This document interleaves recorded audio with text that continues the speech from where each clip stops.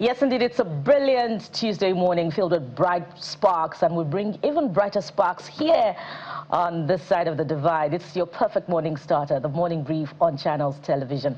I am Bukola Koka, blessed as always amongst men. And I'm Jeff. Hi, guys. Good morning, Bukola. Good morning, Kaidi. Good morning. Good morning. I'm Kaidi Okikiolu. Let's get right into it, guys. Yesterday, the sit-at-home, well, the anti-sit-at-home order, because prior to this point, the sit-at-home order had been largely obeyed, particularly in southeastern states, and Anambra in focus. But the governor said, you know what, this Monday, we're not observing any sit-at-home. Traders in the markets must open shops, else the shops will be marked and taken over, even demolished. So it was sort of with bated breath that a lot of people waited to see what would play out in Anambra State yesterday after Governor Chukwuma Soludo gave that order. Well, what we have for you is that yesterday, Monday, February the 2nd, 2026, there was substantial compliance. Now, the numbers vary. It depends on who you're asking. Some call it partial compliance. Some say substantial enough, at least for a start. But the markets, some of them opened yesterday in obedience to a lawful order by Governor Chukwuma Soludo saying you must not obey this sit-at-home anymore. Because you look at the numbers and you see just the amount of money that is being lost on Mondays as a result of a sit-at-home. And that, of course, would aggregate at the end of the day. If you were to add all the more than 50 Mondays in a year together, let's say give or take, they make ₦1 billion. Just random figure. That's 52 billion naira, at least, in a year that they'll be losing as a result of this sit-at-home. So they say the governor, someone said that after God, not government. But for how long will this last? Have the issues at the heart of the sit-at-home been solved? Because that's really the bottom line here. The issues that precipitated the sit-at-home, which made the people actually obey the sit-at-home against, lawful order by government. Have those issues been resolved? That is a big question. Well, it's pleasant news, very heartwarming indeed to see the crowd yesterday during the opening for the first time in a long time since the IPOB instituted sit-at-home order, to see marketers, the traders come out. The crowd was quite impressive, no doubt about that. And, according to our report, the governor himself indeed took advantage of the time to do some shopping. And so brilliant. We see concerted effort, from the Anambra State government to see to it that things return to normal, things return to the status quo prior to the sit-at-home order. And it's really in the interest of everyone, if you went by the statistics that Kadi quoted earlier, in the interest of the marketers themselves. But we must not forget that it is the living that can make a living. That's very important. And I can't seem to forget our conversation with one of the stakeholders from the Onitsha main market in Anambra State, which we had last week. And some of the concerns expressed were to the effect that it is the safety of the marketers on their way to the market that is of utmost concern, as well as their safety upon exit from the market. And we, in fact, noted from some of the videos, put out during that conversation that the banks also do not come out to do business on Mondays. So will this change going forward? And of course, the papers are also covering this big story with concerns from the marketers that are saying, look, we're out doing business now on Mondays with 10,000 shops opening, but nobody's coming to buy from us. And, this is an accumulation of a culture that has now emerged for Mondays in the Southeast as a result of the sit-at-home order instituted by IPOB. So we see that even those who are supposed to come and do business with the traders are themselves observing the sit-at-home order as well. So beyond the grandeur of Monday's opening, yesterday's opening, let's see what now happens subsequently. And we're going to follow the stories traditionally on Channels Television. Let's see what happens on Mondays in the Onitsha main market in Anambra State, the biggest market, of course, according to statistics, by trade volume, and by the sheer patronage of people from different parts of the country going there to do business. Let's see what happens subsequently on Mondays. Jeffrey. We're happy to see this happen, but we're hopeful that this is not just going to be a one-off political show. But I agree with the government to say this has to stop. But it's not about fiat. It's about doing all that is needed for the people to feel comfortable and safe. When we interviewed one of the marketers, or one of the persons who does business in that market, he said, look, inside the main market, there's no problem. There's security. But going home and coming back from home, going home and coming to the market is where the problem really lies. So we hope that the government listened, the government is listening, and the government will take necessary action to ensure that the safety and property and lives of all these persons are well protected. So we're going to keep following this story as much as possible. The last time we had the Commissioner, Law Mefoy, here, he gave an estimated 8 billion to have been lost every Monday when there is no business going on. Onitsha market, main market, is perhaps, I think, the largest market in West Africa. Is arguably one of the largest in the entire continent. So that's the significance of that market. So you can imagine what happens when there's no business there every Monday. And not because people are not interested in doing business. So first, the entire agitation about the release of the IPOB leader, Nnamdi Kanu, who has now been sentenced to life imprisonment somewhere in Sokoto's prison. And then that agitation continued. People were being killed. People were afraid for their lives. So this is now city center, and this is what's going to happen. But the government must be vigilant across the hinterlands of Anambra State and the Southeast to make sure there's no resurgence, grievances, whatever it is. And the government, now that there is substantial compliance, the government must taper a bit. I know some shops also are marked for demolition. Government is trying to go hard on everyone. So we hope that if they see, maybe give them one more Monday grace or 2 more Mondays. If they don't comply, then we can begin to say, okay, the government has tried. But the safety of the people of Anambra and every Nigerian who lives in the Southeast is of utmost priority for the government and the people of that area. Guys. Yeah, while the Anambra State government, and I must say the governments in the Southeast must actually do the real work to ensure that Mondays really mean business. Because, there's that saying, Monday means business. Let's go over to the nation's capital, Abuja, where the government there is also having a major row with labor unions. And yesterday, we could tell you that the National Industrial Court issued an interim order restraining the NLC, that's the Nigeria Labour Congress, the TUC, the Trade Union Congress, and 3 others from embarking on any form of industrial action or protests. Now, this court was ruling on an ex parte application filed by the FCT Minister, Mr. Nyesom Wike, and the FCT administration, and Justice Subulim granted an interim order restraining the 1st to 5th respondents, whom I just mentioned, the NLC, TUC, and 3 others, and their previous or agents from embarking on strike pending the hearing of notion on notice. Now, this has been a long-running issue. Some will say it's needless, actually. Some have said there's some politics involved in it. But these are workers who say, well, this is what we deserve. Pay us what we deserve. Now, there was some payment, we understand, for January. But clearly, these workers are out for the jugular. So it's important, first of all, to step back and separate the politics from the real issues here. The FCT minister has his hands full, clearly, whether you're saying the PDP, the APC, the Rivers, and all of that.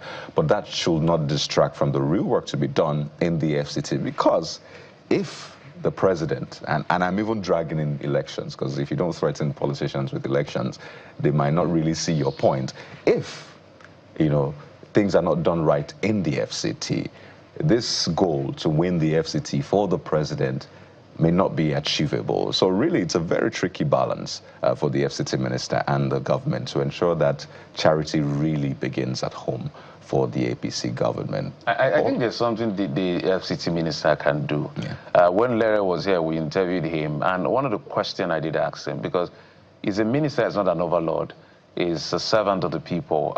Larry said, look, the minister has assigned people to, interface with the workers, that the bone of contention had to do with signing of procurement, minor procurement to the tune, I think it cannot be in excess of 5 million. But the monies that have been brought for the ministry to pay is in the region of maybe 10 to some outrageous billions of naira every month. And so the minister wasn't comfortable with that amount. So he felt like, okay, since it looks like there's no prudence here, we will have to do something. But it's like, for me, some of his projects, I don't see prudence as well, because if he spent 39 billion to, what do you call that thing? Renovate the International Conference Center that was now renamed after Bola Tinubu. I don't see any prudence in that. But that is not talking politics. But at the end of the day, I feel that the FCT minister should have a proper sit down, not this court back and forth, because nobody's going to win at the end of the day. The work will suffer. And the court has said, look, don't go on a strike, don't protest. I don't know much about saying people should not protest, especially workers. But strike, maybe there's a reason to it, but stopping people from protest, I don't think that makes any legal sense in my head as I sit here. So the FCT minister must look for a way to work harmoniously with the people. He's done quite well with the face value in terms of infrastructure. I don't think anybody debates that. But beyond that, human relations is key. It's in a what they call in leadership, positional leadership, where human relations is critical. He interfaces with his politicians and political class a lot to fight his political battles. He has to step down to the level of these civil servants, because he serves them, and they serve him, and they all serve us as a people, to make sure that they serve the people of the FCT adequately. So, Khaled, I can't take away the fact that there's a mixed bag of everything. So that's why I raised the question. If you're saying they are misappropriating, which I technically agree that if your limit is 5 million a month as director, you now bring 19 billion or 12 billion in a month. When you aggregate everybody's signed off, you're buying simple things. It will raise an alarm. But it's what is common with all of them in government. From presidency to them who are ministers, he used 39. Well, Jeffrey, we have to prove that one. No, I'm saying that we've complained about over-invoicing, over-bloating of contract size. You understand? Whether it's Lagos Coastal Road or renovation of the vice president, so there's nothing to prove. These are there. I've worked with people in government that understand how these things work. Trust me, if we give you contract now, say go and buy this tab. Maybe in the market, let's just say it's 1.2 million. If you give this contract to somebody in government, you buy this thing for 50 million. I'm saying fact, because the money has to cross somebody. They call it editing in government. Somebody has to chop. Before you know, this thing that is 1.5 will end up being 50 million. And you'll be shocked. You'll be wondering at the end. So all you have to do is to look at the Appropriation Act and see how the sizes of contracts are being so expensive. Because we all go to this market, there are professionals who do this thing. So I'm saying that if we want to bring the political conversation about prudence, let them account for us how they spent 39 billion to build International Conference Center, 21 to complete that infrastructure. So we can go on and on, though there's enough blame to go around. That does not invalidate the fact that he has a very strong point to say, how did 5 million limits end up being 9 billion in a month? You have to explain. Okay? That's our job, to ask all of them. Yeah. That's why we need to bring the procurement people, because the biggest corruption in government is procurement. Is the biggest, that's where you see the biggest corruption. Something that should go for 1 billion, they'll end up spending 25 billion. And they will explain it in a way that you will be convinced that they spend that money. But we know better.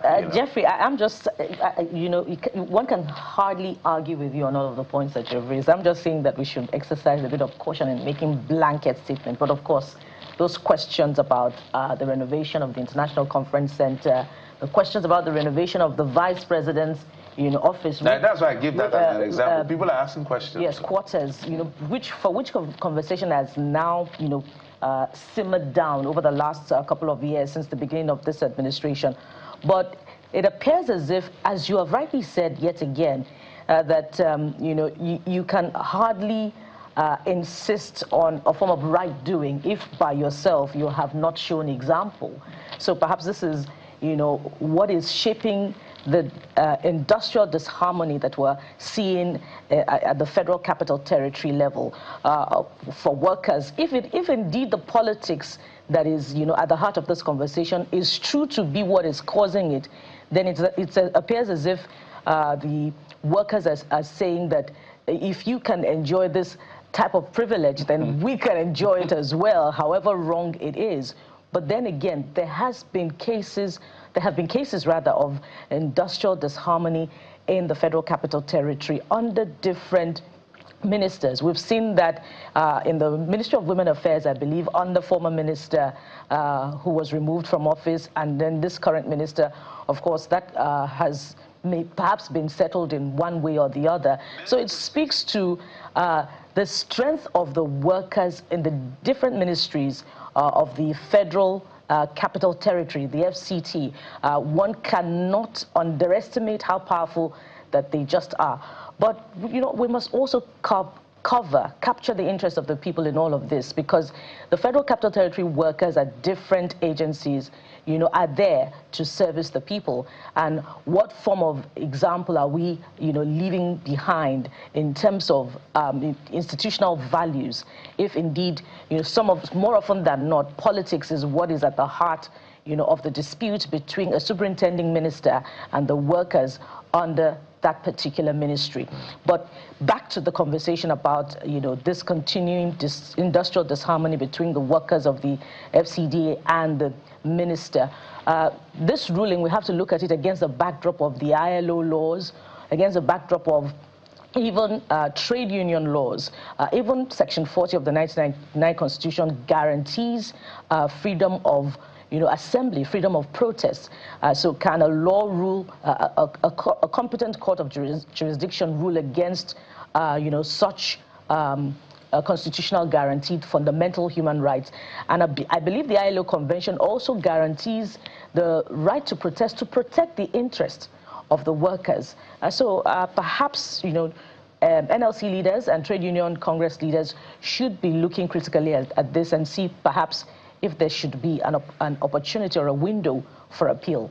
Well, they have said time and again that their issues are with CONHES. Now, it depends on who you're asking, but they say it's with the CONHES. That's the Consolidated Health Salary Structure, the adjustment submitted in 2021. They also referenced the National Housing Fund and pension contributions. Now, those are their own grouses, but the government says, no, it's this. But whatever the case is, it must be resolved. Guys, don't you think, because in no way, I think it was you and I that interviewed Larry. Yes, absolutely. I don't think he ever told us that the minister has sat down with them. I just feel that the minister can actually do a sit down, not delegate. Like we argued that this wasn't like what he's doing in delegating people to interface from the head of service, which is the right thing to do. But there's a way as a leader you can actually say, okay, guys, let's leave all these delegations. There was a time President Goodluck Jonathan had to sit down with NLC for hours in the night to just come up with a solution over what they agreed. I feel that that could go a long way so that he can focus on his core job and not this industrial back and forth at the end of the day. Well, the FCT minister spends a lot of time in Rivers State for obvious reasons, so it might be tough to have that sit down, except maybe they will fly into Rivers. Kadi, I absolutely disagree with you on that one. Even President Bola Tinubu has at different times met with the NLC and the TUC leadership. That he's in Rivers a lot? Not that he's in Rivers a lot. Okay, that's the point I made. I know you absolutely understand the point of my disagreement. I think that he can meet with the leadership of the Abuja workers, of the Abuja Workers Union. The FCT minister can meet with them. Right. Yes, he spends so much time in Rivers. Why not, you know, take some of a minute portion of that time and have a sit down with the workers under his ministry? I think Honorable Minister of the FCT on week. I think you should just sit down with your workers, and if you now sit down with them, try to give an understanding with them. Come up, forget this law, forget whatever it is. Just have a sit down. When you guys sit down, and then you've made your point, made your appeal, seek your own understanding, and they make their position. And then there's no resolution. No one is going to blame you. But if that is not done, well, I don't know what to say. Guys, I think from there we move to where he's also very visible. Is there anywhere? In Rivers State? No, the PDP has now said that they are going to have the national convention. That's the caretaker committee. You know, there's the Ibadan Convention. Committee, where the court, they said the court went to Somoto, that's on their own, without a relief being sought, which is on appeal, by the way, to say, look, that convention is invalidated. So that's a substantive, pending when the Court of Appeal rules on that matter. So the caretaker committee has swooped in as quickly as they can. Yeah. They met, I think, in their NEC yesterday. Abdurrahman led NEC, and then BOT led by Mao Habonwa, and they've decided to fix March the 28th and 29th yeah, for the National Convention of led by the caretaker committee. So I think that if the idea of the Wiki group was to make the PDP ineffective, inefficient, docile, so far so good, they've achieved it. And if the big picture is that they are going to make sure that the PDP doesn't have a candidate, then the Turaki-led group must be careful, because they are getting there in bit and bit. But for me, as a political watcher, as somebody who loves democracy, I do not expect every big party to present. I expect every big party to present a candidate. It will be interesting to see how the court decides this eventually. It will be interesting to see if the court eventually grants legitimacy in the form of a recognition of the caretaker group of the PDP led by... no, they are substantively in charge now. When they've invalidated the convention, when this, as Federal High Court... But that is on appeal as well. So we are pending when the appeal... There's still no clear headway so the direction. So if the court has ruled, if the court has given a judgment, it becomes substantive, except there's a stay of execution granted by the appeal court, then they will revert to status quo. So if the caretaker committee of the Abdurrahman-led group holds its convention and INEC observes it, that would be legitimacy, right? That will be if they follow through all the processes that leads to a convention. So you need to have your ward congresses, your state congresses, your region, zonal congresses before, because those are delegates that will eventually be part of the national convention that will make a decision as to what happens at the national convention. Right. Yeah. So that's how it works. So let's see how this goes. But the language of the court, the verdict of the court would be interesting if it grants, if eventually, you know, the now recognized leadership of the PDP will now be the Abdurrahman-led group. We'll see how it goes. That's part of what we'll discuss with our guests later on. Yeah. And just before we go, speaking of the courts, we have news just in. I can call it good news from the nation's capital, which we discussed extensively, and it's a statement by the NLC and the TUC, and in fact, they have now met with the FCT minister. Finally. This meeting happened at midnight between 11:45 p.m. and 3:51 a.m. And after what they described as extensive and frank deliberations, the NLC and the TUC have now agreed to suspend the protests, the proposed protest at the office of the FCT minister over the FCT workers' strike. And that came, of course, after that meeting with the minister. There are a couple of things that were discussed, that were agreed upon during that particular meeting, which I said happened midnight up until about 3:51 a.m. One, let's walk you through it. All complaints presented by the JUAC, which is a joint union, were taken one after the other and fully addressed, and the minister assured organized labor of mutual respect and sustained engagement going forward. But there's more, 3 and 4. Yeah, it was agreed that arising from the strike, no worker shall be victimized in any manner. And there's 4 as well. All outstanding cases at the National Industrial Court shall be withdrawn immediately. Yeah. Consequently, all JUAC members and affiliates of the TUC and NLC working in the Ministry of the FCT are hereby directed to resume work today. All affiliates are enjoined to comply strictly with this directive. So that's exactly what we're talking about. It's not impossible to achieve, right? Sit down. And when that is not, you know, there's no resolution, you can answer, okay, I think I've tried my best. So let's go to court. Let the court finally give a consequential order, which all of us are meant to respect and obey, whether it goes your way or against you. So the good news, thank you to the Honorable Minister. Thank you to the workers we hope no one is going Jeffrey, to be before we say thank you, shall we ask if the procurement benchmark was increased? No, that's statutory. That's statutory. Is if you understand how civil service works, is also to manage funds and manage access to funds, so that certain levels, there's an amount that you can just sign up, there's an amount that has to go to council, even at the federal level as well. So there's an amount that even the president can't sign off. He has to go to the National Assembly. There's amounts within... well, as long as it doesn't encourage corruption, whatever was agreed upon. Well, can you really eradicate corruption in the system? I don't know, but it's still really strong in the system. It will take a long while, but we're going to get there someday. But right now, there's huge corruption in the public service, huge corruption.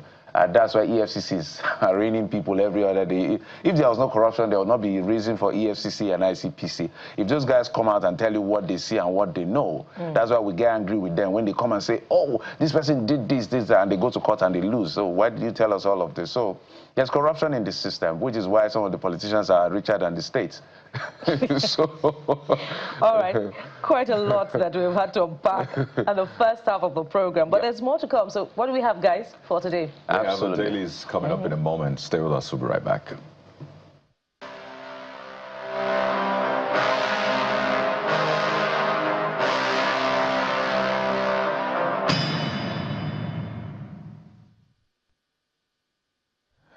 All right, let's get right into the front pages for you this morning.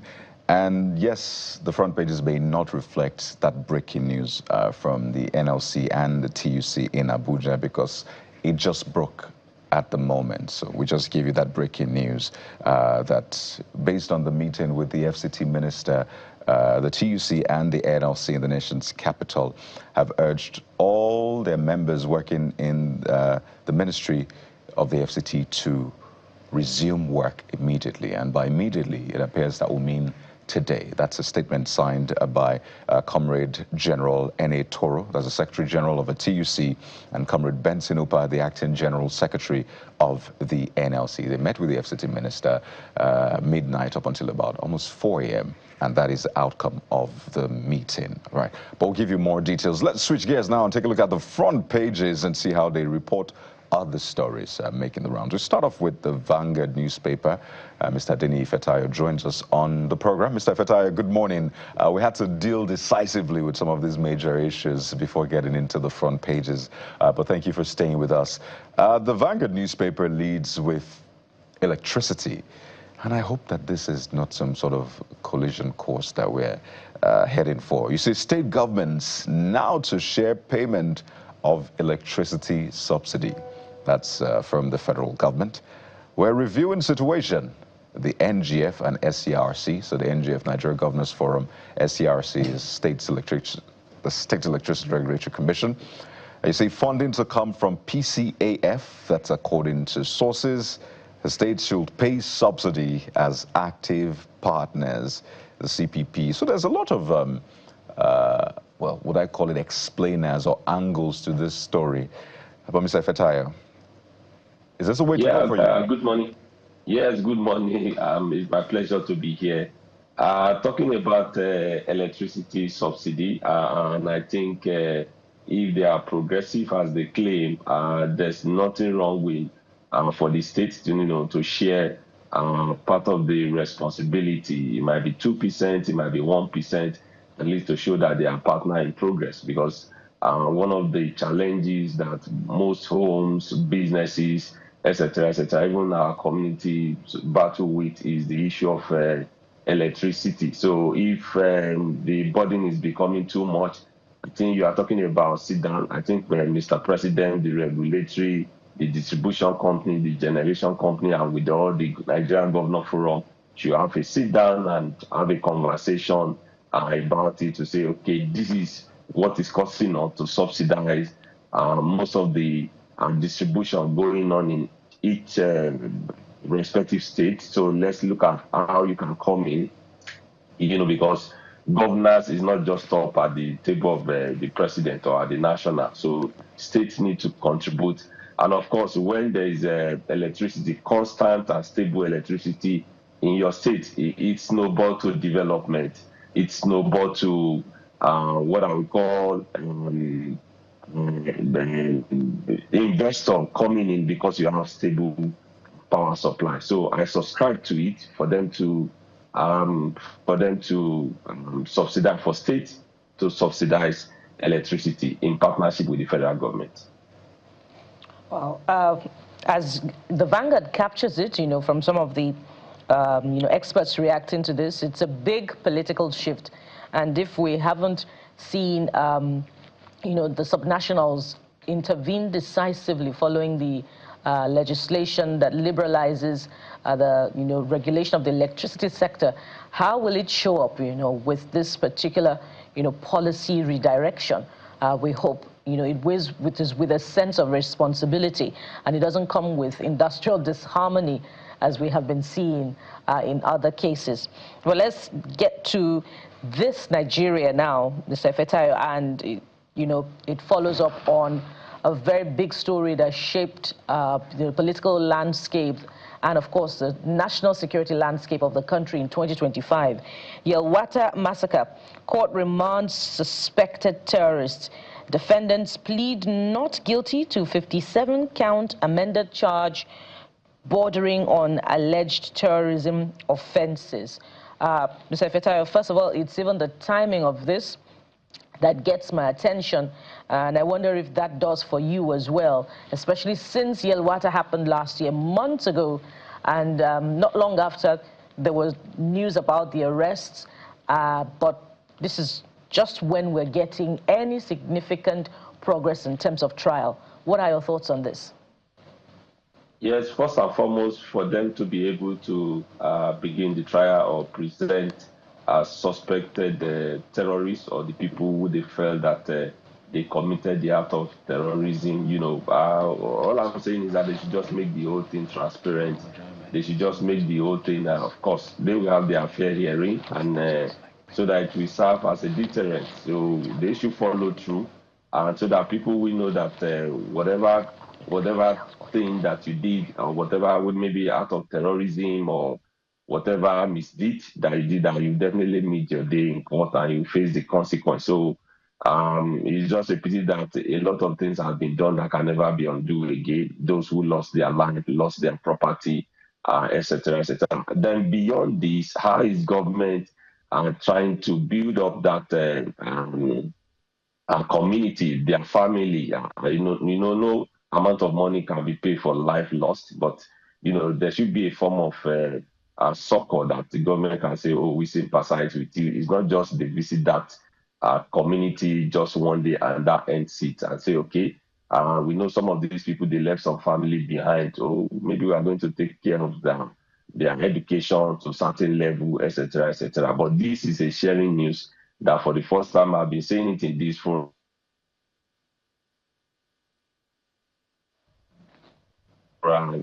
Even when they release or whatever it is, we've not been seeing them, the government trying those people who they felt that was arrested or suspected terrorists that were charged to court. But I think this one is a sharing news. Let us see that they follow through and there's no political influence, because you'll be surprised that one or two people, they also have godfather who give them a soft landing. So I just pray that they follow this through. And if they deserve their sentences, they should give it to them accurately so that it will serve as a deterrent to those who will be brainwashed. And also, I want government as well to do more of a national orientation. Talk to the youth, organize it locally. Don't be used to perpetrate evil, because the law will definitely take its course. Let's go to New Telegraph newspaper. New Telegraph is leading with politics. 2027. New Telegraph is leading with politics. 2027, Why I Won't Quit PDP by Governor Lawal. That's the governor of Zamfara State, Dauda Lawal. Say, if I realize there's no more PDP, which means there's no platform for me to contest, run as an independent candidate if there is provision for it. This looks like a different park and a different kind of conviction. This is very rare to see, especially given the fact that most of his peers who are first-time governors are literally racing away. They've literally run away from the PDP. And I think it's just himself, the governor of Adamawa, the governor of Bauchi. I think those are the 3 governors left, to the best of my knowledge. So Adama and Bauchi, they are all second-term governors. He is the only one, I think, that is left who is a first-time governor. So he has demonstrated a bit of character and consistency. What do you make of it? Well, he's a good one, but, you know, never say never. That's what they said. Because some of these politicians, they will tell you one thing today, and tomorrow they will change the goalpost. Anyway, but it's a good character for coming from him, saying regardless of what is going, I won on the platform of this party, and I choose to remain. But if there's no any platform for me to run, if the law back the independent candidates, I'll definitely run for it. But don't forget that most of the governors, whether they are first time or second time, they have influence somehow where the vote can swing. Yes, once in a while we can have some form of surprises, but it's a good one coming from him that, well, I'm here to stay and I want to stay to the end. But I just hope that he won't regret the action anyway. But let's see what play out in the coming days. If the independent candidate, if stay through with the INEC or whatever it is, electoral law, if everything is in play, let's see how it's going to play out. I think it will serve an interesting scenario for us to see how it plays as coming out as an independent candidate. I want to see that happen in 2027. Speaking of independent, Mr. Fatah, Daily Independent is next. And it has this federal government's targeting gas-led economy, pushes strict local content goals. So different angles really to all of the big stories around the country. But I must mention the current case with the former Attorney General of the Federation, Abubakar Malami, urging court to reverse interim property forfeiture order. Some of the revelations from that case have been shocking. I mean, some of the property shocked quite a lot of people, and the earnings, again, some of them, some of the things said in court, again, are shocking. You know, that kind of money earned by public official, either in salaries or earnings from his, private enterprise. So when people say governance is lucrative, you begin to understand why. But page 7, how have you maybe rated the government's handling of this case so far? Let me first of all start from federal government target gas-led economy, pushes 3 local content goals. You know, I was at an event over the weekend, and one of the key sector in the player that for the first and indigenous floating liquefied natural gas to power home, to power businesses, that government actually is giving incentive to those that want to develop gas so that we can make use of it, instead of we take so much of it to other country, to refine for us. And coming to Malami, is sometimes when you look at some of our politicians, look at some of the civil servants and some of these people placed in the position of authority, that sometimes you can't, when you want to juxtapose the kind of resources, the kind of wealth they display, the kind of thing they have accumulated. And let me borrow from what Jeff said the other time, that even some politicians, they are much more richer than their state. So you begin to question that, how did he get all this form of wealth? But thank God he's also someone who is sound when it comes to law. And I just pray that the whole thing will be transparent and let the law take its root course. I'm not saying they should be jailing all the politicians, but if you have found one thing, there's nothing like a godfather speaking on their behalf. Let everybody serve their terms. If you decided to embezzle, commit any form of crime, you face your days in the courts. Not that a kind of yes, plea bargaining is being encouraged, but some people will say I can keep some. By the time we go to court for so number of times, and they just pat you at the back, drop this and all of that. But I felt that the law should take its root course, because at that level of trust, and you embezzle so much for yourself, what are you saying to those who are coming behind you? So that is it for me, that they should see it through to the end. It shouldn't be influenced. no godfather, no third party should say, please, let's give him a soft landing. Because even just somebody stealing 5,000, you will see such person, in court and being sentenced to 25 years. And politician will take so much billion. You'll be hearing 3 years, 4 years, etc., etc. But this should let the law take its root course in this case. Well, interesting days as far as all of this is concerned. Do we have more time? Okay, maybe not much. Mr. Adeni Fetaya, thank you so much. We appreciate you for coming on the program, for your perspectives as well. Thank you. Thank you. Thank you. It's my pleasure to be here. So we'll take a break, and when we come back, was it yesterday we had a conversation around the sad incident that occurred in Abuja by a singer who was bitten by a snake, and the argument as to whether an anti-venom was administered. Well, the facility she finally was pronounced dead had come to state their position that there were maybe some complications, but she was administered anti-venom. But there's this argument as to whether indeed we have enough anti-venom in this country that has snakes around. But one conversation we had afterwards behind the camera is the fact that to preserve some of this venom, first to get it is slightly expensive, and preservation is key. So I want to go to a local government in Rivers State and have a conversation with the local government that has, we'll tell you what the name of that particular facility is, where they preserve these things, but more importantly, to speak with the experts as to how primary health care centers can be repositioned such that every primary health care center can have the capacity to have what it takes to preserve vaccines and the rest of them, because they are the closest to the people. We'll be heading to Rivers State in just a moment. Stay with us.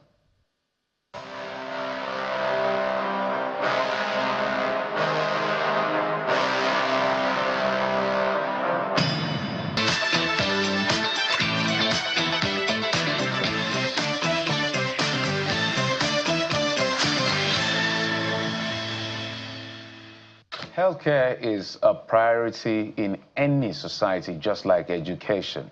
And this election that is coming, politicians have started blowing what I call hot air. But besides all the noise and all the grandstanding, there are basic questions you must ask them. The services they are providing to the people, especially those at the grassroots level, the local government, the community. A lady died, and there's an argument of whether or not anti-venom drug is available across Nigeria, in a country that has snakes. We can keep that argument on, but the truth is that not everywhere has it. Could there be a reason? Now, one of the reasons given is the fact that something could be expensive to maintain. Maintaining means, do they have the storage facility to keep these vaccines at a certain temperature throughout the lifespan of that particular, permit me to use the word vaccine now, or that anti-venom. Now, so we found out that somewhere in our local government, something of that nature, they call it the cold chain storage facility. We want to talk with the expert there at the primary healthcare center as to what is required for basic provision of things like the solar powered, so that every other local government, every other community maybe can emulate. That's our job here, to make communities' life a lot better, not just for those of us in the city center. I've been joined in the program by Dr. Deborah Amalayo. She's the Medical Officer of Health in Emoa local government. Madam, thank you so much for coming on the program. Good morning. Thank you so much for having me too. I would want to assume that you heard about the incident that involved a lady called Naya, God rest her soul, where she was bitten by a snake. Well, issues around whether the anti-venom was administered early or not, or whether a second dose was required. But why we brought you is because you work at the very community level where you interface with the people. And we understand that that local government has what they call that cold, I'm trying to get the name correctly, cold chain storage facility to preserve, things like that in that sense. And it's a solar-powered facility. But walk us through as a health professional, what are the basics that are needed in a primary health care facility across the country, using yours as a case study? Okay. Good morning once again, and thank you so much for having me. Concerning primary health care, especially in the rural communities, the basics that should be available should be the healthcare facility, primary healthcare facility, the infrastructure should be on ground. And then, aside the infrastructure, there should be people working in these facilities. So there should be human resource for health in these facilities. And then, concerning the equipment, we should have, just like you mentioned, the cold chain equipment is one of the very basic things that should be found in a primary healthcare center, because it is the means by which we're able to preserve the vaccines that we use for preventing vaccine-preventable diseases, for taking care of vaccine-preventable diseases. So every healthcare facility should have a cold chain equipment with which they will be able to preserve their vaccines. So for us in MOA, all our healthcare facilities have this cold chain equipment. So at the local government council, there is a cold chain store at the local government council where vaccines are transported from the state to the local government health authority via the cold chain, and they are stored in this cold chain equipment, pending when they will be shipped out for use at the various facilities. So that's how we operate. So the more important question would now be, how readily available is this cold chain storage in all the local government areas of River State, especially in the case of an emergency when something like this occurs? Yes, this cold chain equipment or the cold chain store is available in all the 23 LGAs in River State. So every LGA you go to, you are going to find a local government health authority cold chain store, and then you are also going to find cold chain storage equipment in the various health facilities that are being taken care of by the River State Primary Healthcare Management Board. So there's no doubt about these facilities being there in all the 23 local government areas of the state.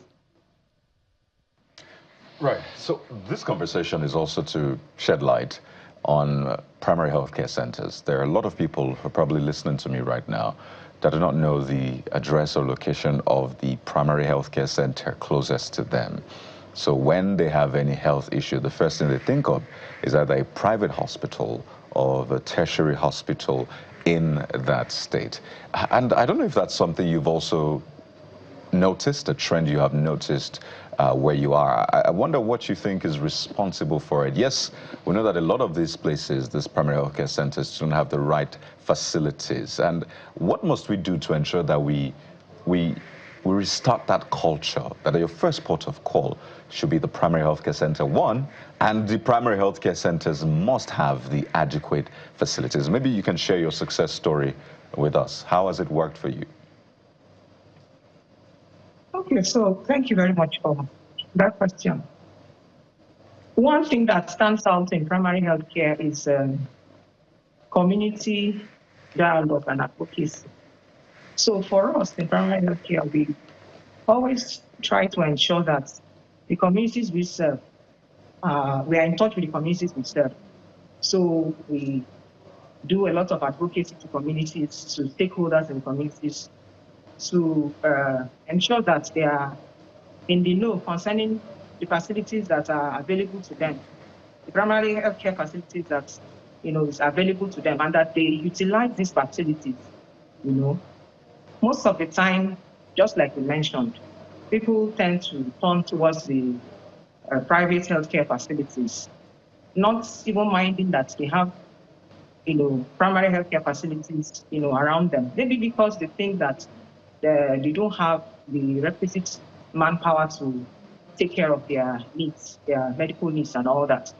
But be that as it may, I want to use this medium to still appeal to the general public to let them know that right from the federal government to the state and the local government, there is a mandate that every ward should have a primary healthcare facility.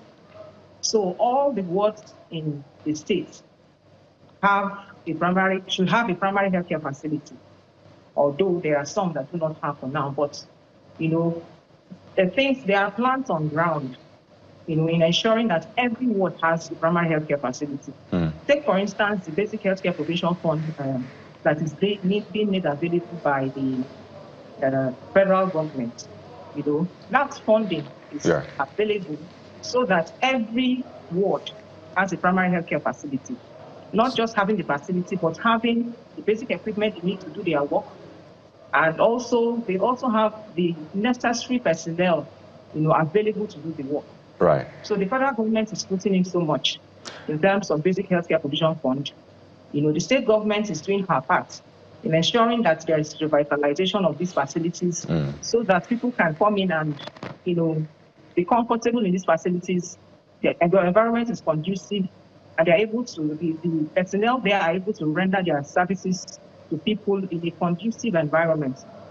So people should,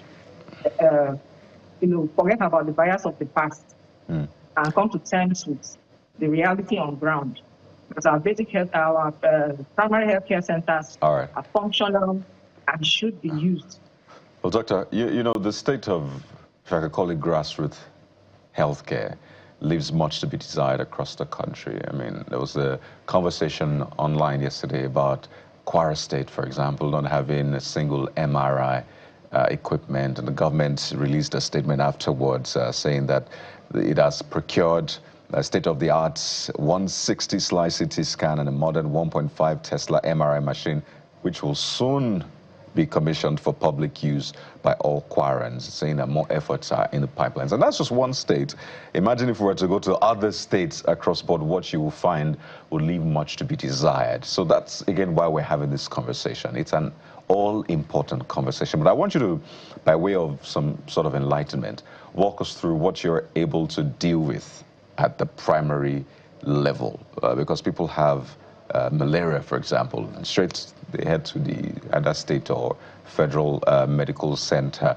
What are the kinds of what I call ailments, diseases, conditions, or situations that you're able to care for before you then escalate? So walk us through. What should people come to you for? What should they not come to you for?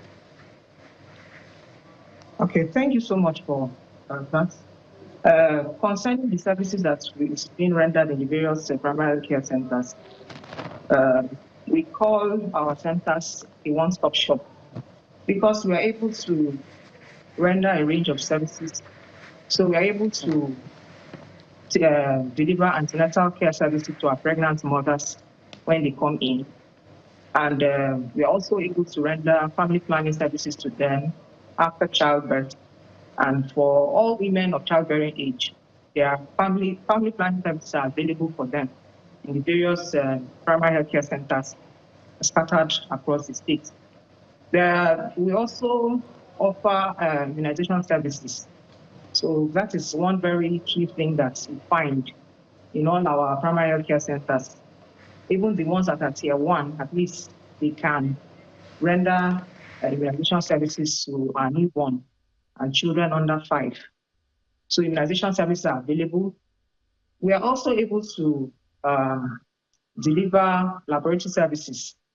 So for things like malaria, for things like making a diagnosis of diabetes, we have equipment to be able to screen for hypertension and also be able to treat hypertension, diabetes, common illnesses, screen for HIV and also manage the condition. So the laboratory services are available. The another aspect of the laboratory services is the TBL services that we render. So tuberculosis, is not something that is something that our facilities can handle. We screen for TB, and then drugs are also available for TB treatments in our facilities. We also have, we have talked about family planning, immunization services in there.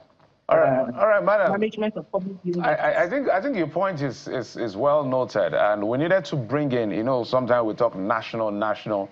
As we speak right now, yesterday or so, the federal government released, the Ministry of Finance released, gave a release of the FAC allocation for December, 1.9 trillion for the federation, state, federal, and local government area. So we need to now go down to local government. Now we are hoping for full autonomy, even though it's not there yet, where we begin to ask critical questions as to what these monies are meant for and what they are used for at the very local level. But almost thank you for coming through.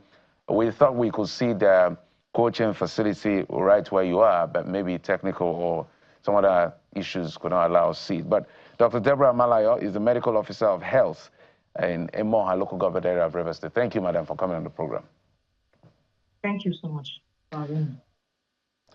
All right, we'll take a break, and when we come back, we're going to talk about the state of the nation, Electoral Act Amendment, party politics, opposition politics, national security. We're going to bunch it up and binge through all of it with Professor Anthony Killer in just a moment. Stay with us.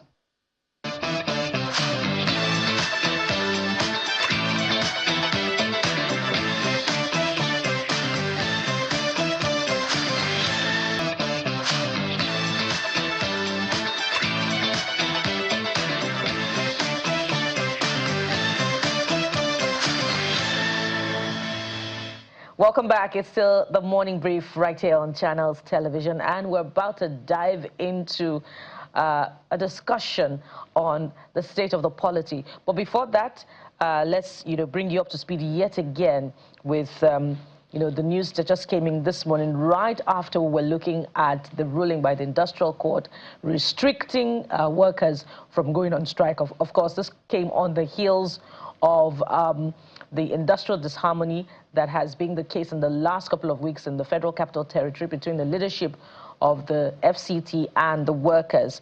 And just at about midnight, a consensus came through, and it was an outcome of a conciliatory meeting with the Honorable Minister of the FCT. In the statement signed by a joint leadership of the TUC and the NLC, Comrade Benson Upa and Comrade Toro, the resolutions are myriad. One, all complaints presented by JOAC, that's a joint action, members were taken one after the other and fully addressed. And also, the Honorable Minister assures organized labor of mutual respect and sustained engagement going forward. And it was agreed also that arising from the strike action, no worker shall be victimized in any manner. And all outstanding cases at the National Industrial Court shall be withdrawn immediately. So that's an assurance documented that going forward there will be stability in labor relations with the leadership of the Federal Capital Territory going forward, and that's assuring. And so let's look at other matters in the polity now, from internal party politics to concerns about a one-party state, and of course, the arrest of suspected coup plotters who, of course, will face the consequences. Myriad issues to look at this morning, and joining us is Professor Anthony Killer, who joins us virtually today on the program. Of course, Professor Killer is a professor of strategy and development. He joins us right here on the program. Professor Killer, of course, your work is cut out for you today on the program. I'd like to start with party politics. And right now, if you look at the political map of Nigeria, you see the dominance of the ruling All Progressives Congress. Now, it's an unusual dominance from what we had known of our 27-year democratic journey. I doubt that there has ever been a time where we had one party having more than 3/4 of the states of the Federation. Have we arrived at this point from where you stand through legitimate party relations, appeal and equitable sharing of the dividends of democracy that makes a party so appealing to not just the electorate now, but the political elite? Well, I mean, good morning. And when you introduce the term legitimate, one must quickly point out that yes, it must be legitimate, otherwise it won't stand. That is technically speaking.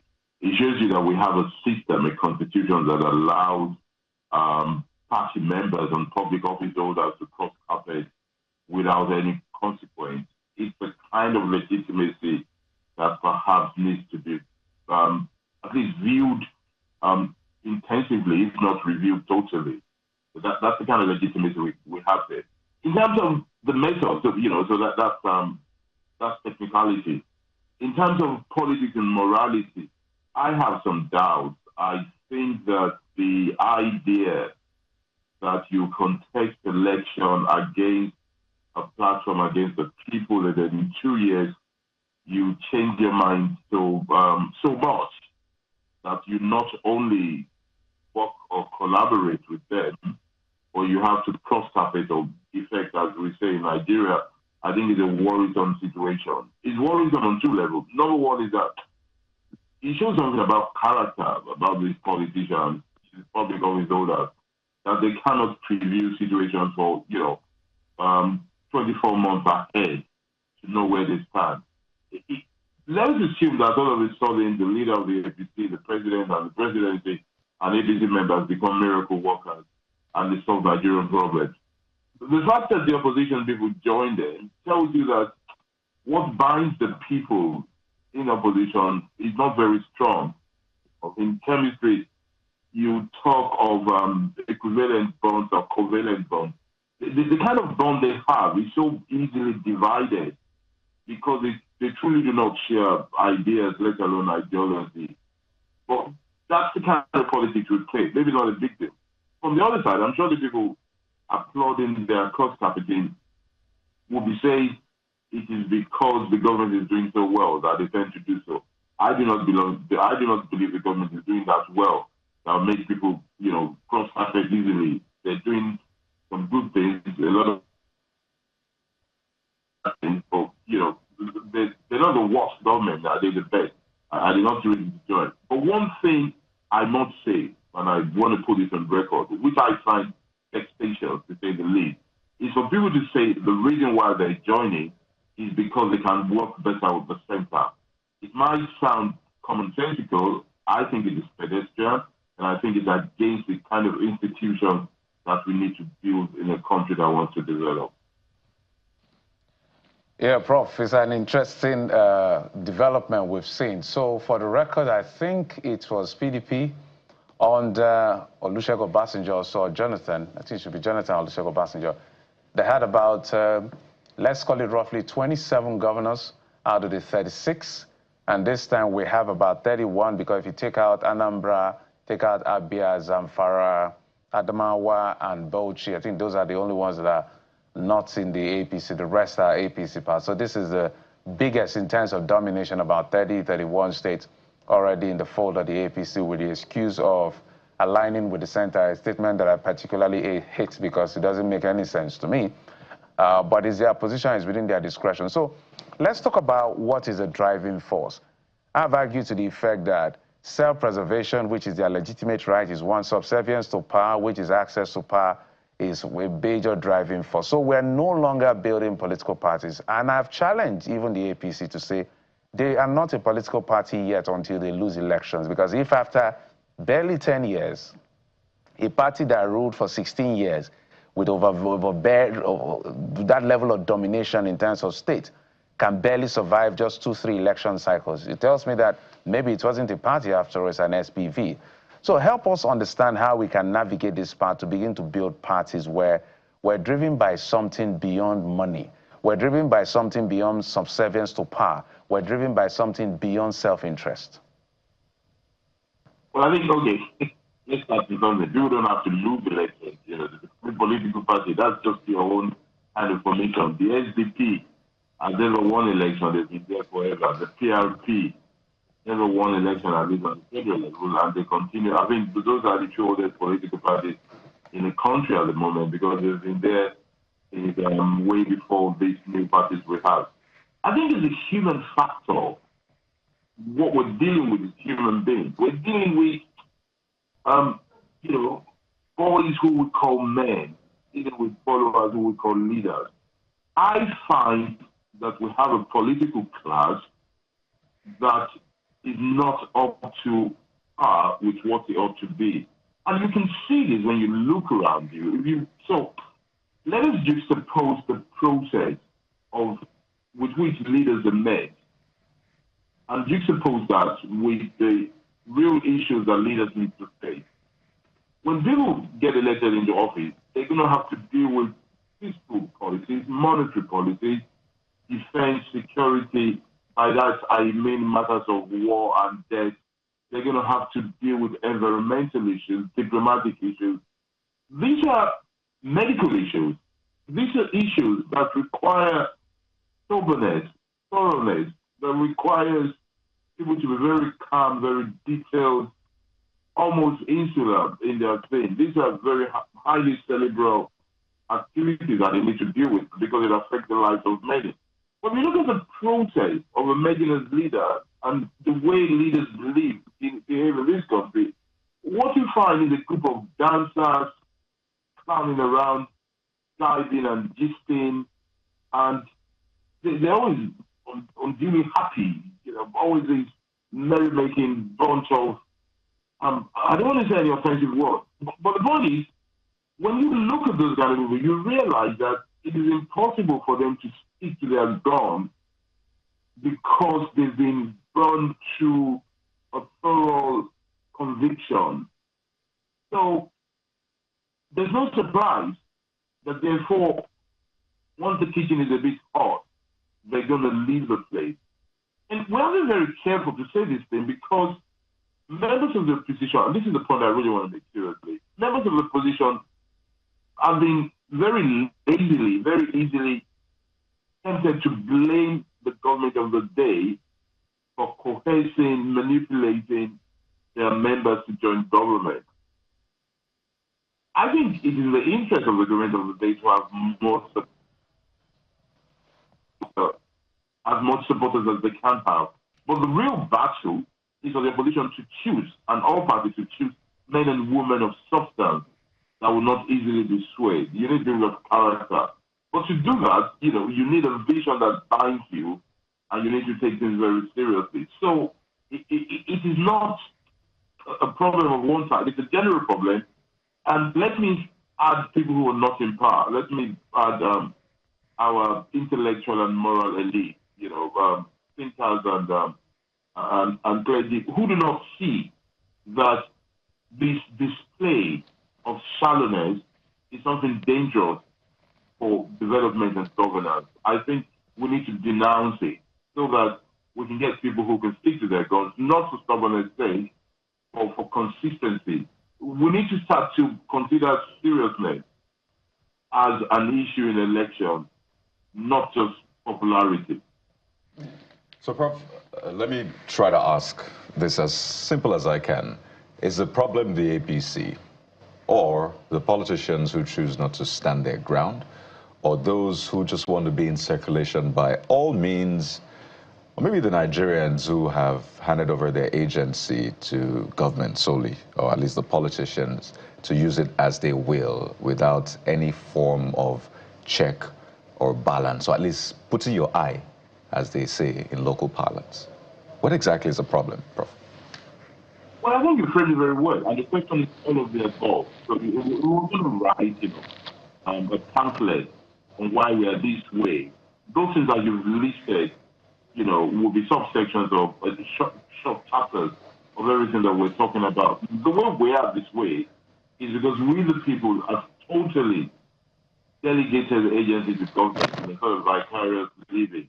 The way we are this way is because the people who step up to political system are the ones I've described: dancers and clowns, divers and gisters, jolly good fellows who do not fit the bill of the seriousness of governance.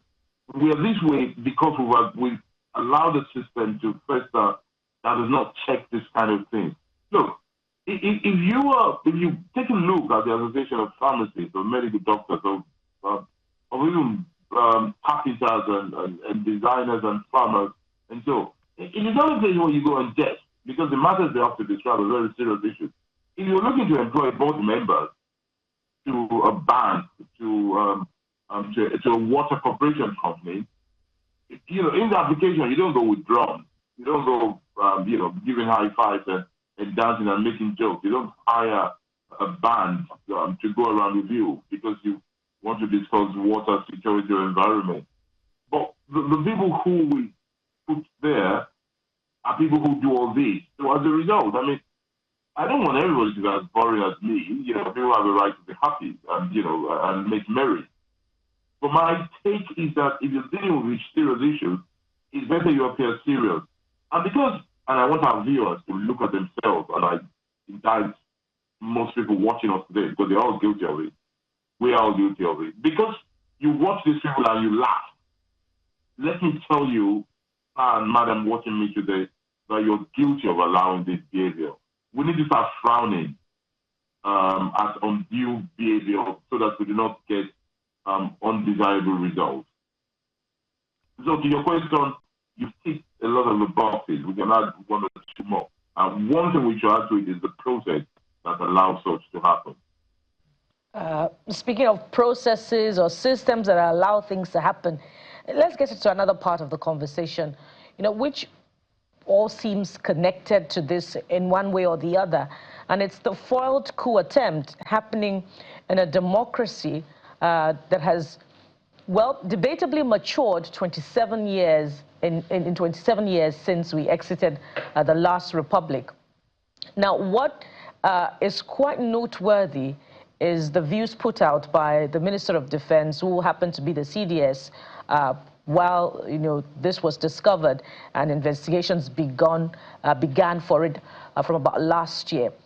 What, from where you stand, should be the lessons, the key takeaways from this foiled coup attempt? How could this have happened, decades after the last coup?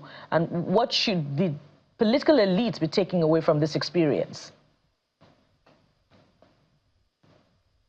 I think political elites understand 3 or 4 things, and they're not new things. Number one is that, generally speaking, there's always a coup lurking in the corner.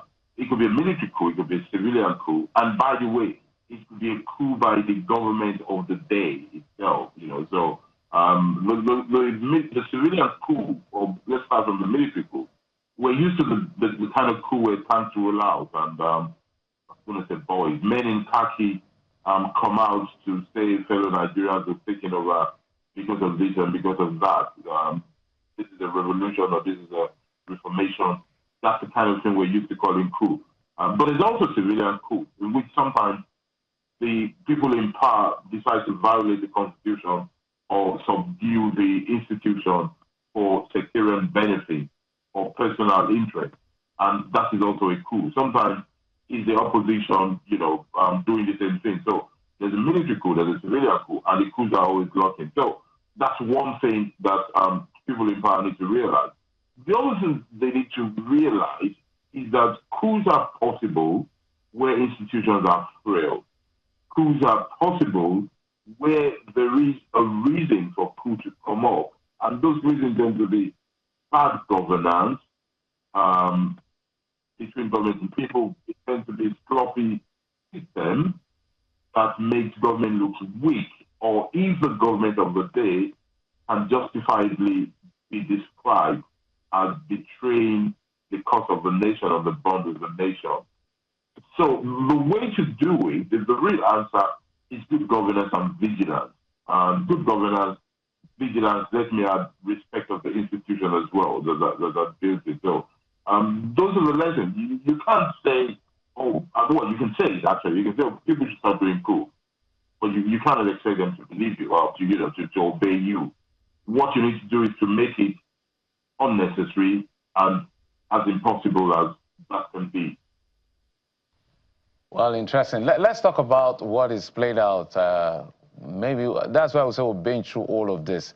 So let's move from national security issues to maybe back to the Electoral Act amendment that is going on. In fact, there are conversations whether or not we may have to adjust the election timetable even slightly further, given the fact that the Electoral Act was meant to be ready before the timetable is out, I think next month or the month after. so that we can start preparing for the next cycle of 2027 general elections. But as we speak, that is not ready yet. When Nigerians will go out to vote, we started a conversation today from a local government level to this earlier before we brought you in. When Nigerians go out to vote, because we're talking about electronic transmission of results, I think that Section 60 is going to be part of the changes that we'll be seeing. One of the things we want to see is also post-election litigation ahead of inauguration, so that whoever is inaugurated also knows that I don't have encumbrances in terms of going to court. So these things will help, manage our democracy, because our democracy is such that we still have a lot of post-election litigation, sometimes higher, sometimes lower. But for you as an intellectual, are you concerned about the quality of people that we, because we are all in it together, are putting in power?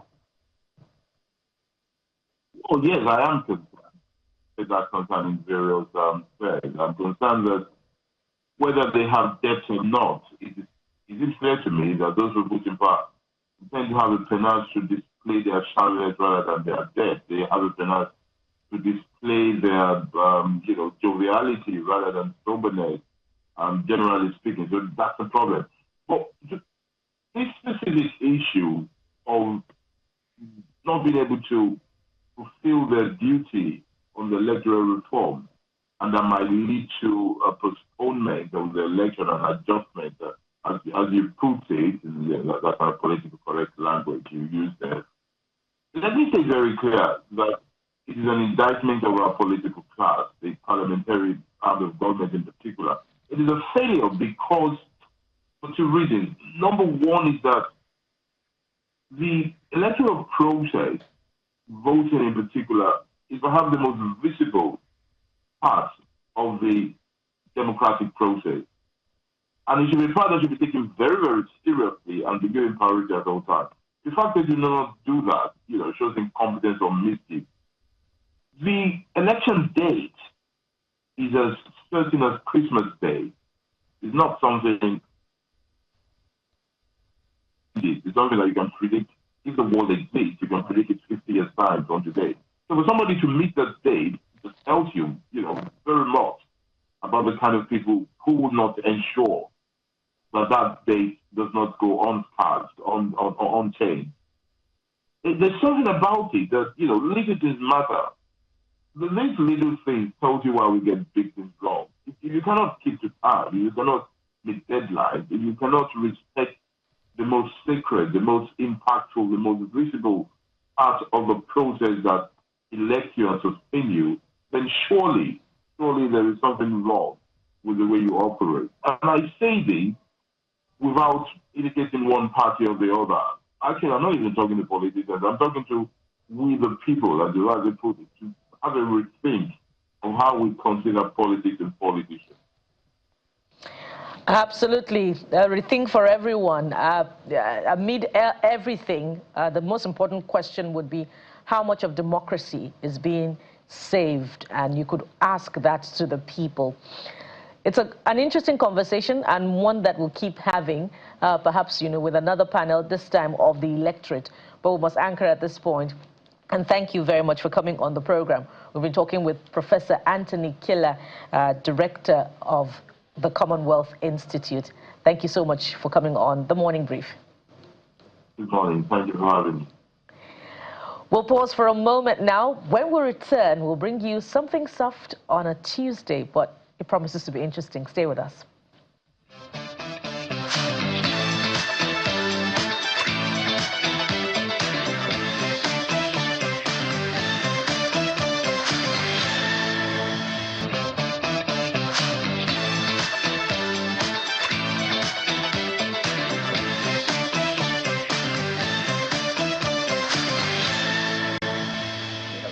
Very special for you on the program today. Scratch that. We have someone very special joining us on the program. Our next guest is the executive producer, writer, and presenter of a long-running program, Music and Spoken Word, broadcast in Utah, the United States. Join us as we welcome Derek Porter, who's live in our Lagos studio.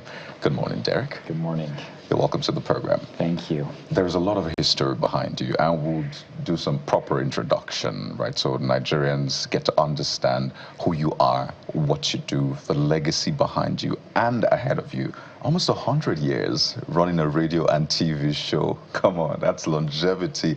But we'd like to get to know you first, right? Let's start with the person, then we'll talk about the project. Tell us about your journey, maybe a little about your own journey and how you came to this unique role, which I must say has a lot of legacy. Yeah. Well, thank you. This is a place I never expected, to be, meaning associated with music and the spoken word.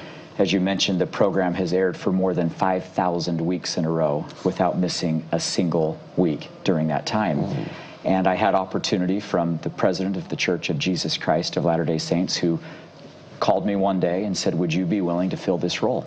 And I had been an entrepreneur for 20 years prior to that, not really doing anything in media or communications, but my time as an entrepreneur running a business and connecting with people and facilitating conversation and things like this, I feel has prepared me to take these reins.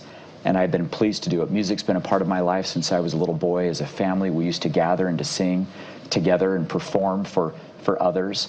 I didn't always enjoy it when I was little, but now I look back and I'm grateful for those memories. And so music has played a part in our family for my entire life. That's beautiful. Your journey to Nigeria started in South Africa, Zimbabwe, Kenya. You went to Ghana before you came to Nigeria. There's a history behind that, but we won't get into it. let's talk about it. Some may say we saved the best for last.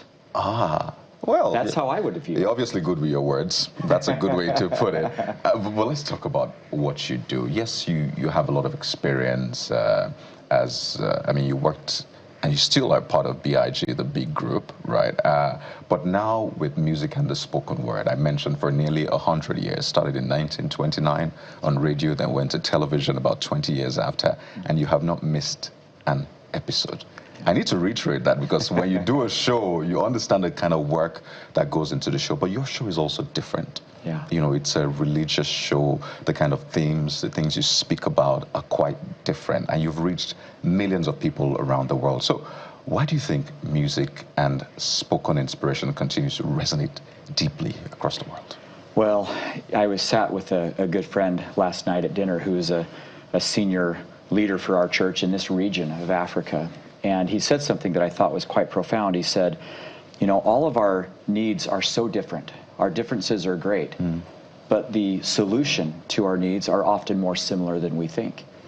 And as we think about the role that music can play in our life, it has the ability to bring us together and to unite us and to remind us of the things that matter most. And when we distill down the things that matter most, we recognize that they are very few things, but they are important things. And music over these last 100 years nearly with the Tabernacle Choir at Temple Square. The choir, by the way, is 178 years old. Even older than Even older. They've only been doing the show for 100 years. Cool. But we have learned during that time that music has the ability to soften hearts, has the ability to unite people and souls, has the ability to help us recognize that there's things bigger in this world than just us, and the importance and the power and the impact of community. And this is our work, being here in Nigeria now, is being able to tell this story of the entire African continent and what we can learn from this and the beauty of these teachings, of these peoples, of these words, and how we can all unite and be together as one. I can tell you for free that Africa is literally rhythm. That Africa is music itself. Yes. This is what we breathe, it's what we live by, whether it's formal kind of music or informal kind of music. So I want to understand, in your journey and in your tour, whatever you're doing in Africa, which is quite important in integrating faith and music, what have you expunged from the African kind of music to integrate into the music you're doing that can further serve Africa and the entire faith community? There is so much we can learn from the people of Africa and their appreciation of music and how they express themselves through music. in each of these countries that we talked about and have listed in as we've gone, we have seen African choirs come together. And I just wish I could take them and bring them with me everywhere that we have opportunity to go in the world. Because as I've watched these people sing, they do it with such an expression of joy and of happiness. And almost all of the problems seem to distill away. And having this silo effect of coming together, recognizing, again, of the things that matter the very most. And so in each of these countries, including tonight here in Lagos, where we've invited choirs to come together and to perform numbers many times that I haven't even heard before. And maybe I don't even understand the words because of different beautiful languages, but I can understand and feel the spirit of what is being sung. And so what it's taught me is when I return home to Salt Lake City, I hope to be able to sing and express myself more like the people that I have seen and observed doing this here, which is doing so in an unabashed way and being able to say, this is me and this is one way of expressing. You know, going through your bio, I couldn't help but agree more with you that music is a form of worship, you know, being a singer myself, and it gives us a slice of heaven. And so I'd like you to bring us into your portal. And, you know, it's unique for every performer, every minister of music, how that portal is open to them and they get that inspiration that brings us into their world. So I'd like you to talk to us about that. At the same time, it's interesting also that you stand at a vantage position of someone who has been on radio for a long time and has the opportunity to get feedback. So does music and the spoken word sometimes feel lonely for you, and you get pressure to get into the world of commercial appeal? Yes, I'll address both of those wonderful questions. First off, I have enjoyed so much this role because it has allowed for me to dive into the creative, expressive side. And what I've learned that in order for me to be successful, because every week I write a 400-word message, and I'm the writer of it and responsible for having to find those words. And so searching the world for the words that matter, searching the world for stories that matter. And I've learned for me that in order to do that, I have to make sure I'm putting myself in a position to be inspired.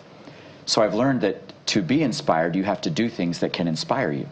And so that means connecting with the right people, spending time to connect with God each day, spending time to make sure that I'm with my family and trying to support them in the proper way, things that can foster those feelings of inspiration. And in terms of the loneliness, the world can become a lonely place, and there are pressures at times where people say, you should talk about this, or weigh in on this political issue or that. And what I've learned for that is when I say, what should I write this week? The answers don't come as easily as when I say, God, what would you have me write this week? And when I instead try to shift it there and really try to listen and recognize that this is not about me, and the minute it becomes about me, some of that feeling goes away. But when I recognize, what do you want me to write? Suddenly, those truths that we mentioned earlier at the top of this interview become very evident, that the solutions to the world's problems are the same. And if we talk about those very few things, the simple and plain things that matter the most, that brings answers, that brings confidence, that brings hope, that brings joy, it brings peace to the world. Amazing. Beautiful. So there was Ted Kimball from 1929, Richard Evans, Alan Jensen, Spencer Kennard, Lord Newell, and now there is you. You're not only presenter, you're also executive producer and writer. And having seen some of the episodes, you see how intentionally inclusive they are. So it's from a place of faith, but it also welcomes everyone. And that's usually tricky, because for a lot of people, they see faith sometimes as not really inclusive. So how are you able to balance keeping your message, the heart of the message, and also saying, hey, you're all welcome? Yeah, well, it is a privilege to embark upon that journey every single week. And I received a letter 3, 4, 5 months ago from a rabbi, Jewish rabbi in Toronto, Canada, who said, I watch your program every single week because the role that I fill as a rabbi is so heavy. And your little 30-minute broadcast each week renews me and fills me with peace. We've brought our Muslim friends with us to the broadcast many weeks in a row, our Christian friends and our friends that say, I don't have any particular faith.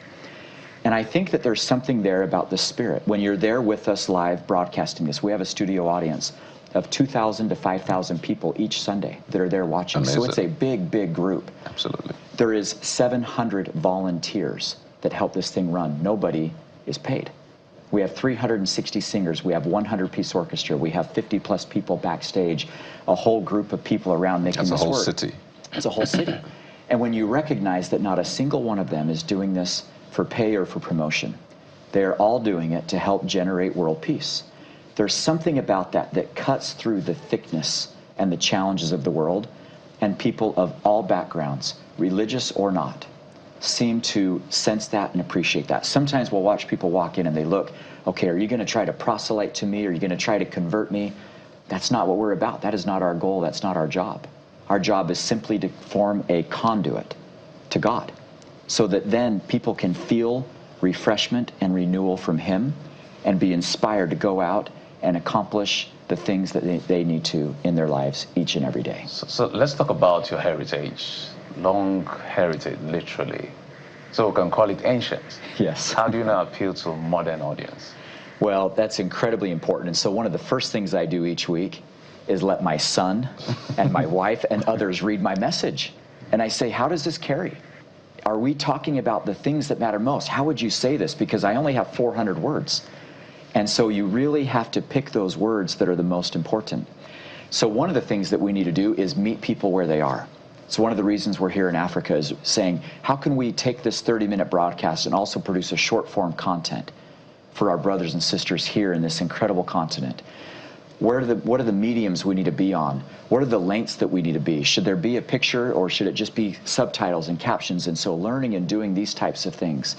The program will always stay the same. That 30-minute broadcast will be there. We're in 50 countries. Millions of people watch every single week.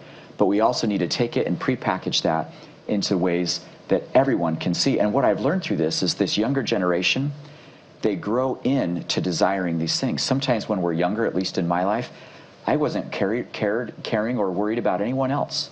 But as I got married and had children, that began to shift. And then as I got older and my kids are growing and one's out of the house already, I recognize my reliance upon the world and the community to help me raise my family. And our broadcast, we believe, as people grow into those needs and concerns, becomes an answer for them. We just want to be able to introduce it to them at an earlier and earlier age, so they have it as one of many resources to supplement and complement. And here's a follow-up to that one. How talk to us about outcomes. What are your experiences in the areas of getting converts through music, get them to desire what you have? Yeah. We don't track converts specifically. We don't track any KPIs around that, but what we do track is mission impact. And that comes from the number of people that we can touch. And so we have a whole series of algorithms and formulas that we look at, both through media and through in-person experiences and even tours. This entire group will be going to Sao Paulo, Brazil here in 3 weeks. And so we go around the world as well. And as we talk to people, what we're looking for is, how did you feel before and how did you feel after? And what kind of confidence does this give you moving into the world to come? And so truly, for us, this broadcast is not at all about trying to convince people to become Christian or to increase their faith as a Muslim or as a Jew or as anything else. It is simply to say, bring everything that is good in your life and all those worries and concerns that you may have, and come and listen to the message of the music and to a small little program, and then take that away with you and see if that doesn't help just lift your spirit. And as people need this more than ever, to feel edified, to feel unified, to feel inspired, because that brings confidence. And then as we walk down the street with confidence, that allows for us to do things that we couldn't have ever done before. It brings courage, and it brings resilience. And it's one of the things that I have learned and seen here in Africa is the incredible resilience of the people.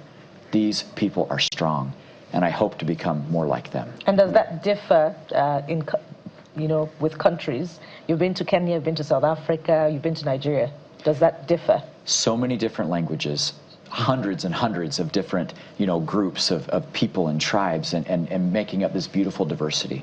But what I would say, truly, what I have felt, I've only been in this beautiful area for 3 weeks, but what I have felt is there is a common unity of resilience and determination. If I had to say 2 words for it, it would be these people are pressing forward, continuing to advance, continuing to progress, and teaching the world many great things as they do it. Amazing. So the Tabernacle Choir is a Grammy Award-winning choir. I mentioned that because there's been a lot of controversy around the Grammys, particularly in Nigeria, of late. But I won't get into that. Let's stick to the questions. So what are the things you hope that African audience take away from your visit? You talked about what you're taking away, but also let's do like a win-win situation. You're taking away. People should also take away something. Understanding, again, that heritage, the LDS, which you're affiliated with, formerly the Mormon Church, all of that history and sometimes controversy, right? So amidst all of that, what are the takeaways for you that you want people to look back at your visit and say, he came, he saw, he conquered, and these are the spoils that we have? Well, as I'm aware, this is the first time that a representative of the Tabernacle Choir has been here in Africa, and it will not be the last time. Our church, which started known as the Mormon Church, now the Church of Jesus Christ of Latter-day Saints, that name has always been there. Mormon was a nickname. Yeah.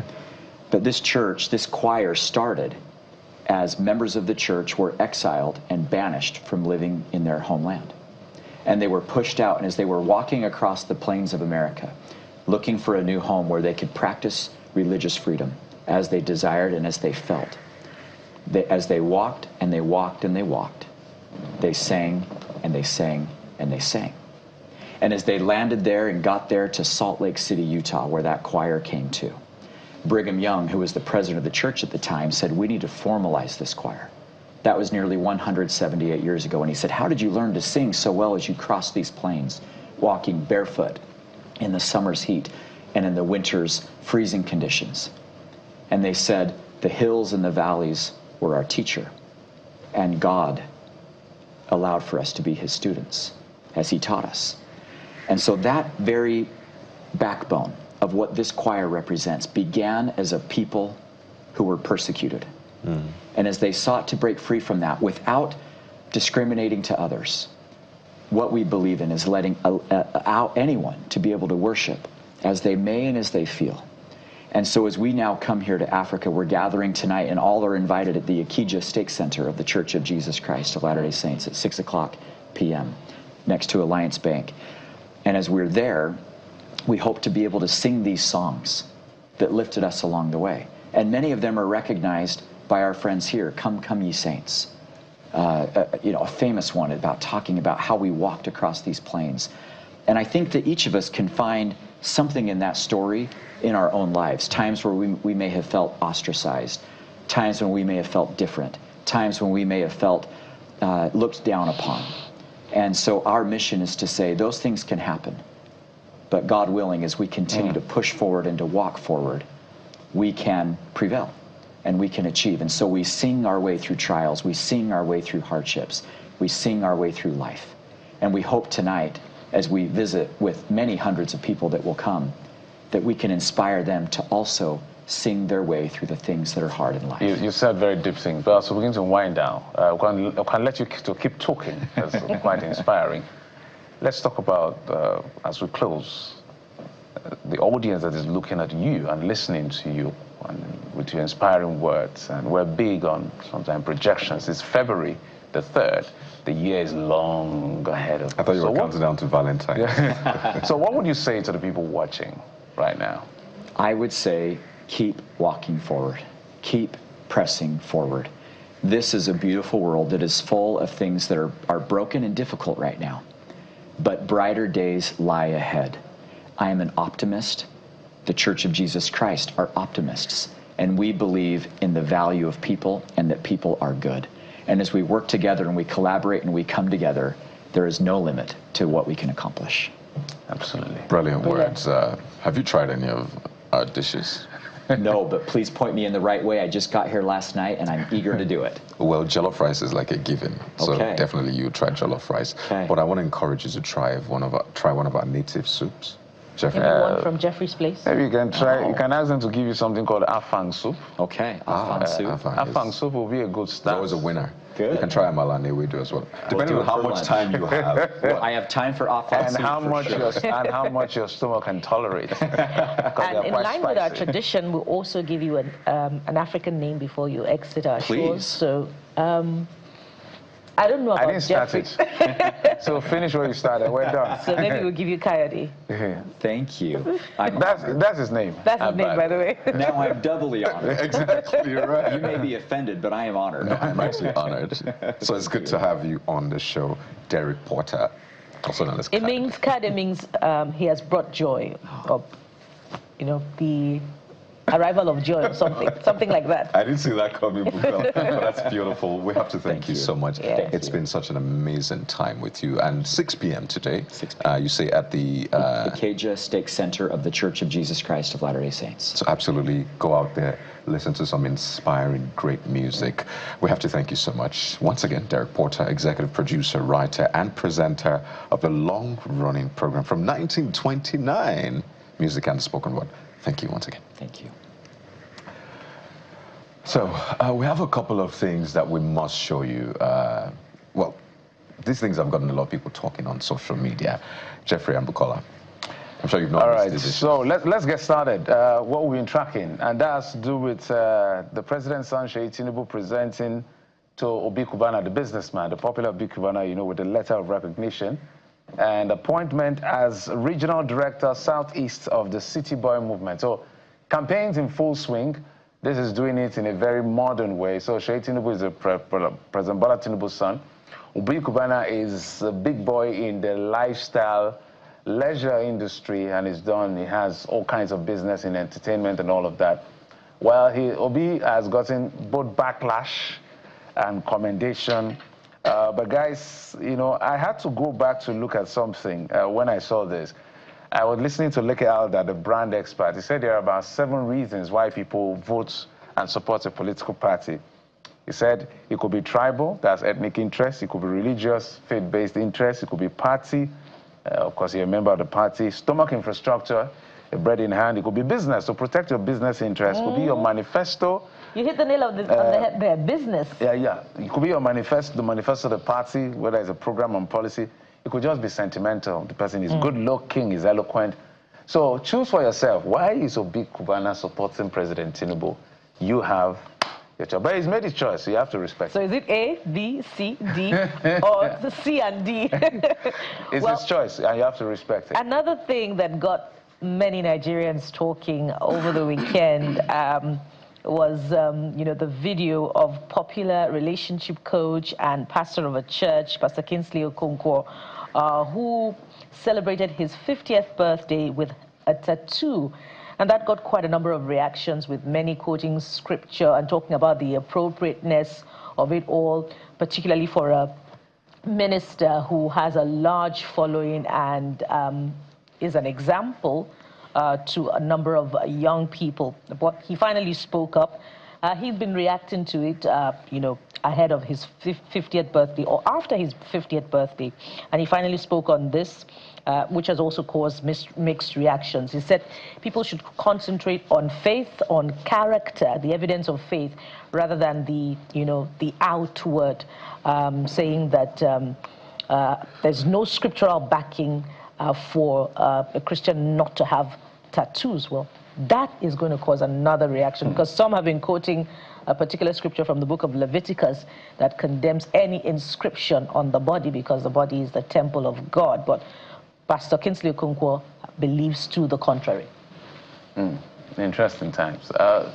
It's going to be, I want to believe he knew that what he did is going to be controversial. I would be shocked if he didn't know that, given the African context. So perhaps if in the US, in the UK, this wouldn't have been an issue. We have pastors or leaders of faith in that climb who can tattoo all over their bodies. But here, in context, maybe you may argue to the fact that whether this will make you go to heaven or not. That's another argument altogether.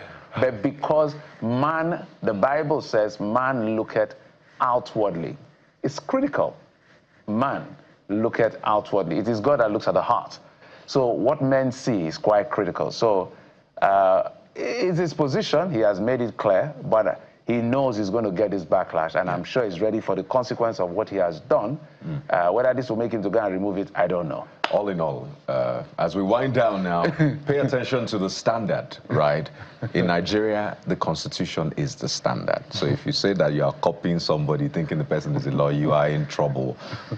Same way in Christianity or any other religion. I think we may have to bring the standard. Yeah, absolutely. I think we invite Pastor Kingsley. Let's have that conversation. Yeah, so Pastor Kingsley, we'll reach out. And maybe you'll come and talk to us about this. So we'll clear out the gray areas. Yeah. So the standard it's a great for a lot of people is Christ. So follow the standard. Absolutely emulate if you see great things. But it shouldn't be too much of a controversy. We all have our own issues to resolve. But that's where we anchor on the show today. Thank you for joining us. I'm Kayode Okikili.